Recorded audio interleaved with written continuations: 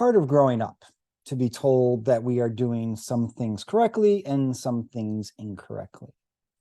Some things we're doing better and some things we're doing worse, doing some things right and some things wrong, or at least right-ish and wrong-ish, having children, constantly having to engage with them around behaviors that are good, behaviors that are not so good, and how to improve their behaviors. And I should say, my kids are pretty great.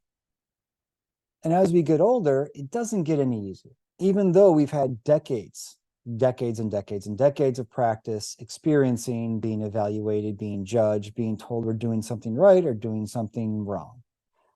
After all, evaluation can be a challenging process with a lot at stake, especially in the workplace and even in school.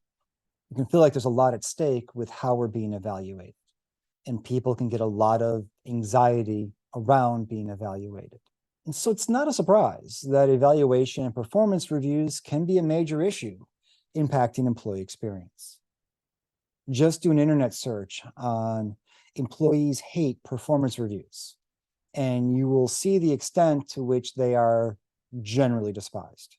And again, despised not just by the people who are getting evaluated, but often by the people who have to do the evaluation as well. As a final step into our review of evaluation and performance frameworks, performance evaluation frameworks, let's see what elements we can pull from different approaches to think about at least whether the approach we're using is inclusive or how we might create a more inclusive evaluation framework.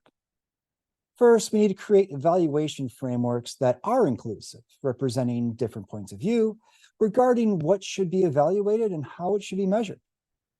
A major element of co-design is making the target audience part of the process from the very beginning and throughout the entirety of the process. It also means that we need to take their input seriously, and we have to be committed to including it to some extent in the process.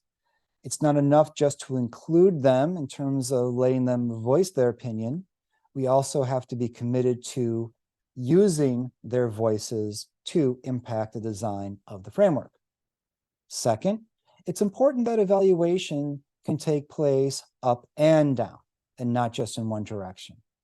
The opportunity to evaluate can be empowering and can increase a sense of equity, giving people the chance to share their thoughts and insights who might not otherwise have the chance to do so. So we need to give them the chance to do so. And that's a really positive element of a few approaches where people can evaluate upwards and downwards. And they can also evaluate out. But again, if there's problems with culture, there's going to be problems with this approach as well. Third, evaluation should be collective as well as individual. And I just don't mean evaluating individuals, but I mean allowing them to create their own evaluation metrics, things that they want to be measured on, things that they want to achieve that they may want to be held accountable to. People need to be able to set their own evaluation criteria regarding things that they want to achieve or think are important to them. And it is the job of management to see how that might be aligned with broader organizational objectives and goals. If a person wants to get a new skill as part of their professional development, is there a way of leveraging that new skill to the team and to the organization? So while general performance standards can exist that collectives and individuals can be held to, there should be a chance for the people who are being evaluated to also set their own goals as well. Fourth, the things being evaluated must be aligned with the stated missions, the goals, the objectives of the organization. As we've been talking about, few things are as frustrating as being told to do one thing and then being measured against it through the evaluation metrics. We need to make sure that the behaviors we are promoting through evaluation, through our measurement, are the ones that we are saying are desired. And if they're not, then you either need to change the mission, the goals, the objectives, or you got to change the metrics, but something in there has to give. Fifth, goals should be part achievable as well as inspirational. When I was racing marathons, I would have an A, B, and C goal. The A goal was the optimal goal. If everything went perfectly, given the way my training had been going, the times I've been running, this was the top achievable goal that I felt I could reach. The B goal was the goal I knew was achievable based on my training if I had a pretty good day. It wasn't a stretch goal, but I was pretty confident I could fall within that range. The C goal was if everything went wrong and I gutted it out, what was the least I could be satisfied with. And if I didn't hit the C goal, well, then I had to reevaluate my training, I had to reevaluate my nutrition, my hydration. Something went wrong that caused me to not reach that goal. Having a range of goals based on the context and the events beyond our controls can be helpful to help us think about achievement in different circumstances.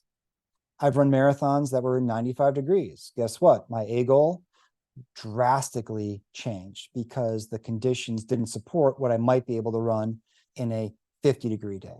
So we need to be flexible based on the conditions we're operating in.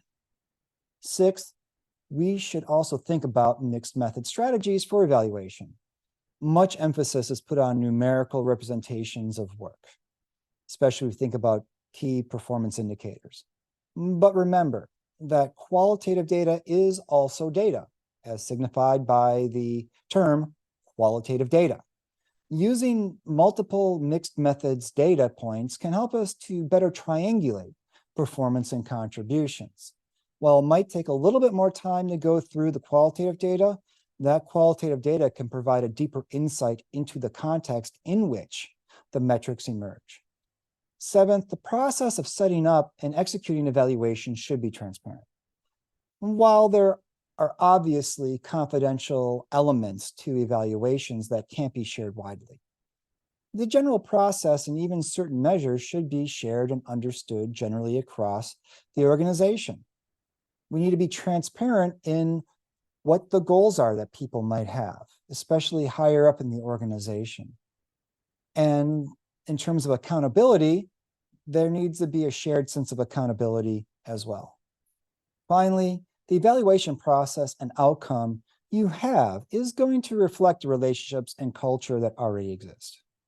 If there's a lack of trust, there's toxic competition, problematic relationships, bad communication, lack of collaboration and cooperation, that's going to be reflected in the evaluation process no matter what that process looks like. The evaluation process isn't a cure-all for those problems, and it's going to reflect and perhaps even magnify those problems. Additionally, we need to measure the behavior that leads to the culture you want. If there's a bad culture, is it as a result of some element of the measurement strategy? Are you promoting the behaviors that you don't want to see? Something to keep in mind. And as always, we have to recognize that evaluation isn't easy. And the evaluation process can be challenging no matter what approach you take. But it doesn't mean it has to be awful. Since it has a fundamental impact on employee experience and workplace culture, we have to carefully construct and implement an approach that can enrich rather than degrade employee experience. Because after all, the whole point of evaluation frameworks, of performance reviews, is to see how we're doing and if we can do better. And so make sure that your performance review, your evaluation framework is doing the best it can by the people it's affecting. And as always, make sure you give your comments on what you think makes for a good evaluation review. Give comments about what was the worst evaluation process you went through and why. And let's think about together how we can make better evaluation processes that are more inclusive, more participatory, and ultimately more beneficial. Thanks.